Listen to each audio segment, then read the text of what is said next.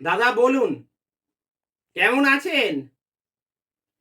হ্যাঁ, বিয়ের প্রস্তুতি কেমন চলছে? কি? বিয়ে হবে না? কি বলছেন আপনি? এসব আপনি কি বলছেন?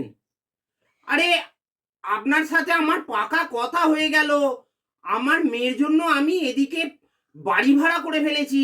ক্যাটারিং এর লোককে আমি অর্ডার দিয়ে দিয়েছি। এখন বলছেন বিয়ে হবে না? আমি সব জায়গায় অ্যাডভান্স করে দিয়েছি। আমার প্রচুর টাকা লস যাবে। আরে আপনি দিয়ে দেবেন মানে?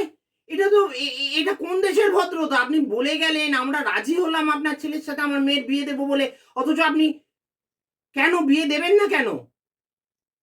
কি প্রবলেম হয়েছে? সে কি? কই না, আমি তো এই বিষয়ে কিছু জানি না। না, না, আপনি আরেকবার ভাবুন।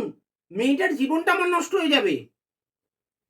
না, এরকম করলে আমি আমি দরকার হলে আমি প্রশাসনের দ্বারস্থ হব। যা করতে পারি মানে? এই সামান্য কারণের জন্য আপনি আপনি বিয়ে ক্যানসেল করে দিলেন? কি বলছেন দাদা? হ্যালো? হ্যালো? যা, কেটে দিল। কি হয়েছে বাবা? তুমি এত টেনশন করছো কেন? হয়েছে তোমার মাথা আর আমার মুন্ডু। ছেলের বাড়ি বিয়ে ভেঙে দিয়েছে। কেন? তোমাকে কে বলেছিল আজকে বৃষ্টিতে ভিজে ছাদের মধ্যে গিয়ে নেচে নেচে রিলস বানাতে? সেই রিলস তুমি ছেড়েছো। ছেলের বাবা দেখতে পেয়েছে, পরিষ্কার বলল বিয়ে ক্যান্সেল।